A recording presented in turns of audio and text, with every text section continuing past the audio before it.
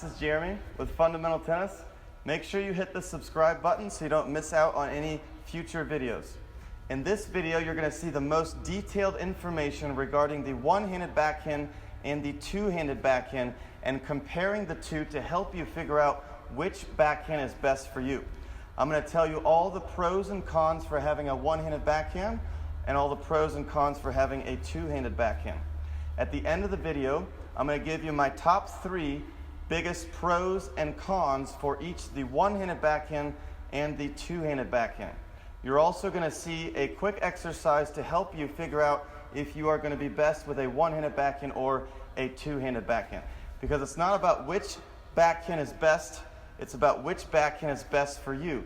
Each person is different, so it's important that you're doing a one-hander if you should be doing a one-hander, and likewise if you should be doing a two-hander. First, we're going to talk about the disadvantages of the one-handed backhand and then talk about the positives of the one-handed backhand. So the disadvantages of the one-handed backhand is there is a much smaller strike zone in terms of when you make contact. It's more difficult to make contact when you are hitting it below the level of your knee in comparison to a two-handed backhand. It's also more difficult to make contact at a higher strike zone near shoulder level with a one-hander in comparison to the two-hander. So there's a smaller window of acceptability when it comes to the contact height of a one-hander.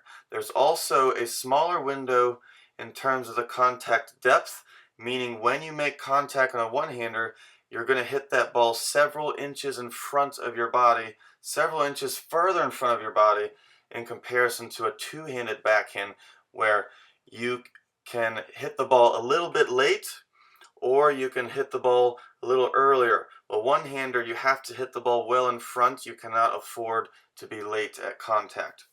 So it requires better timing because of this. And it takes more time to prepare on a one-hander because there's quite a bit more turn in the hips and the shoulders. There's a bigger grip change also with a one-hander, going from the forehand grip to the backhand grip. The two-hander has a smaller grip change, so it takes a bit more time on the one-hander to get the correct grip. There's less support on a one-hander because you're only using one hand. There's also less range of acceptability in terms of quality technique. On the one-hander, you cannot get away with having poor technique. On a two-hander, you can get away with more than the one-hander. It takes longer to master the one-handed backhand in general in comparison to the two-hander.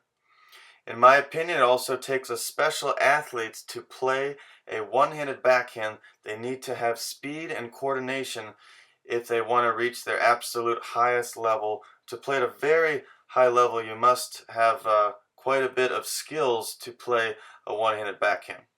It's also in general more difficult to hit return of serves with a one-handed backhand for several reasons, especially the smaller strike zone, as I've already discussed. And if you are somebody who is not very tall, then it will be even more difficult possibly to use a one-handed backhand as you'll have more balls above your strike zone. When it comes to the one-handed backhand, there are a lot of positives. Number one, in my opinion, it looks better.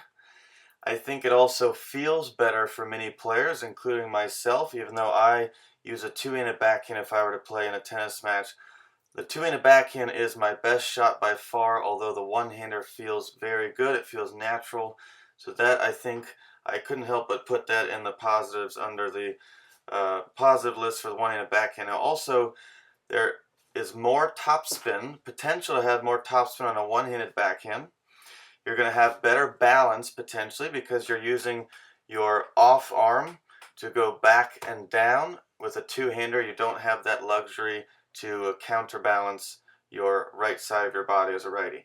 Now, there's also better when returning body serve. So when the serve comes at your body, it's easier to protect yourself or use your shield with your one-handed backhand.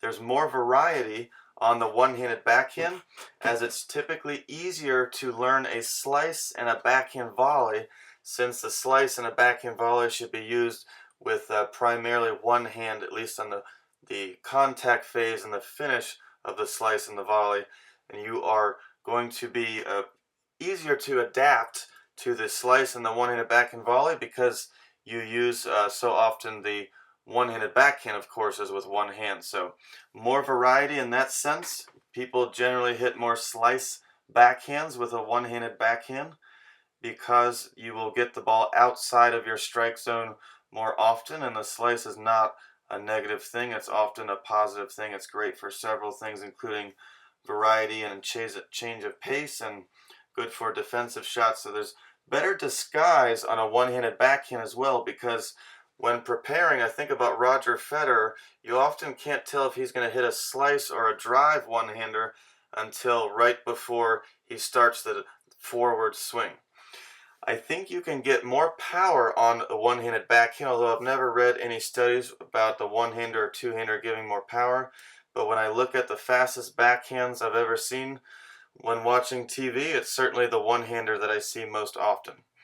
Now, the one-handed backhand is better for people who lack a lot of speed because you're going to have more reach. So for those of you older players or players with injuries, the one-handed backhand can be very advantageous in that sense. It's easier to do a one-hander if you're tall, at least I should say, if you're a taller person, maybe a 5'11", 6 foot or taller, it's a bit easier to do the one-hander in comparison to if you're shorter, maybe 5'6" or 5'7". Now for the two-handed backhand. The disadvantages of the two-handed backhand is you're going to have less reach, although I think this is overrated because you can use your slice backhand for more reach in these situations. It's easier to get jammed on the two-handed backhand. This is especially true and most commonly true when returning serve. It can be difficult to learn if you're very right side dominant, that is the two-handed backhand. It can be difficult to learn if you're right side dominant, also can feel awkward and restricted. The one-handed backhand for many players feels more natural as you can swing more freely as that left arm does not stay on the racket if you're a righty, so you feel less restricted with a one-hander. There's also less variety on the two-handed backhand typically because the player is not used to taking their left hand as a righty off the racket because they are often using the two-handed backhand as their primary type of backhand. So the one-hander uses just the right hand for majority of the swing. Therefore, there is going to often be naturally have more variety than the two-hander. The positives to having a two-handed backhand is it's easier to control the racket since you have an extra hand on the racket. So there's more support, and because of this, it's common that players often have early success when playing tennis in comparison to the one-hander. It often takes more time to master the technique. Using a two-handed backhand will typically give you a better return, especially when receiving fast serves. There's a much bigger strike zone on the two-hander, which is a large reason as to why it's easier to hit a return of serves with the two-handed backhand. So the two-handed backhand has a longer contact height, so you can hit the ball near shoulder level with not so much difficulty. You can also hit the ball at below your knees with not too much difficulty. So there's a wider range of acceptability in terms of the contact height when it comes to the two-hander. There's also a wider range of acceptability when it comes to the contact depth. So you can hit the two-hander well in front, or you can hit it well behind you in some cases and be able to get away with that. The two-hander doesn't require great timing because of what I have just said. There is a faster preparation with the two-hander because it doesn't require as much shoulder and hip turn. There's also less grip change on the two-hander, so it takes less time to get that two-handed backhand grip from your forehand grip. After creating my list of pros and cons for the one-handed and two-handed backhand, I noticed that there was more pros in the one-handed backhand list, in comparison to the two-handed backhand list. However, there were more cons or disadvantages to the one-handed backhand in comparison to the two-handed backhand. Now I would like to tell you my top 3 pros and cons for the one-handed backhand, and then I'll tell you my top 3 pros and cons for the two-handed backhand. The one-handed backhand's biggest advantages are variety, reach, and disguise. The 3 biggest disadvantages to the one-handed backhand is high contact shots, it's difficult to return serves, and also a smaller contact depth in terms of you have to hit it well in front, you cannot hit it a few inches late or you're going to be in trouble. When it comes to the two-handed backhand, the biggest advantages are it's easier to control the racket, the two-handed backhand is better for the return of serve, and the two-hander has a much bigger strike zone or range of acceptability in terms of your positioning in comparison to the ball at contact.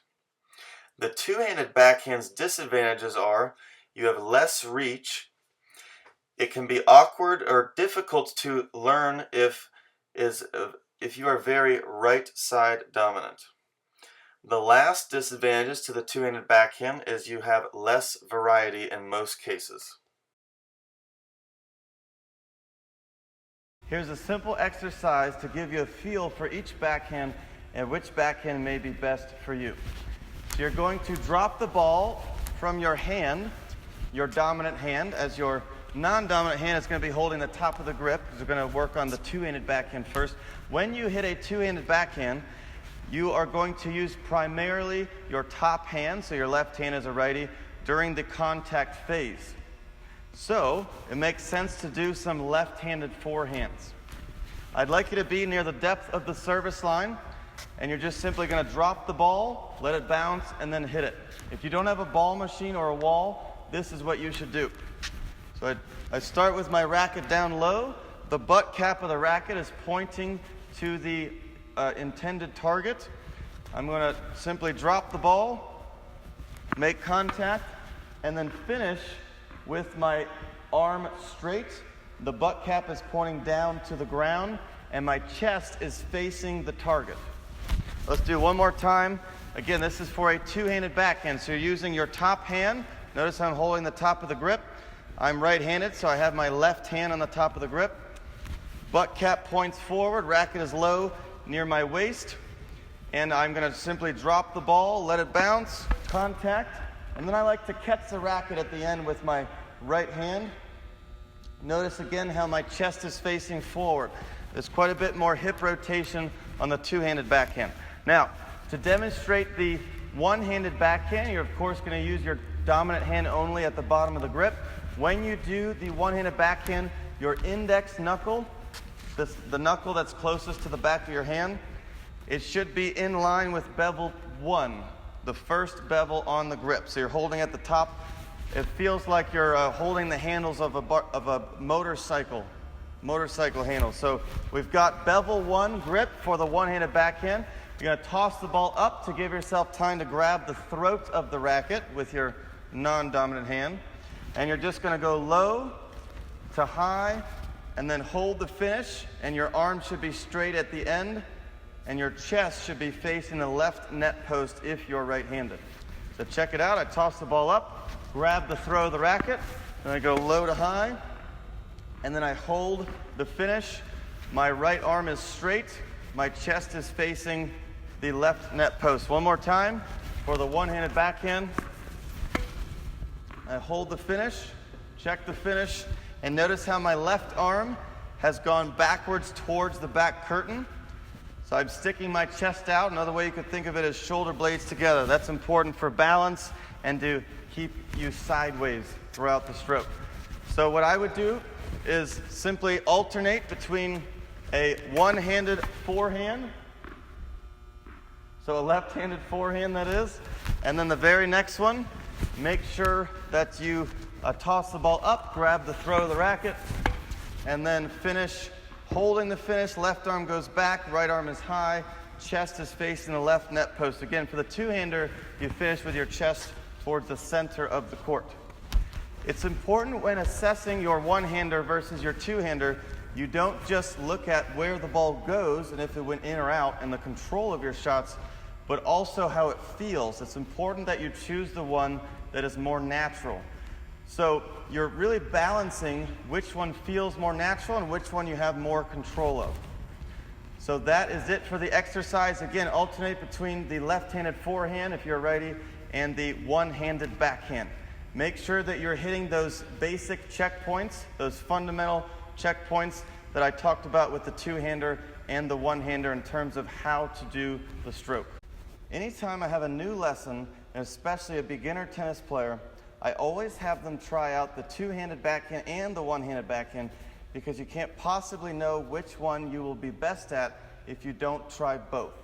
I can't tell you how many players I've taught in which I've changed their two-hander to a one-hander and vice versa because they've been using the two-hander or one-hander their whole tennis career and they never knew that they would be better at a particular backhand because they never tried that backhand. So make sure that you try both so you figure out what is best for you, especially what's best for you long term. So again, I'm Jeremy with Fundamental Tennis. Make sure you click the subscribe button. Remember the pros and cons to each backhand. Experiment with the one-hander and the two-hander to see what's best for you.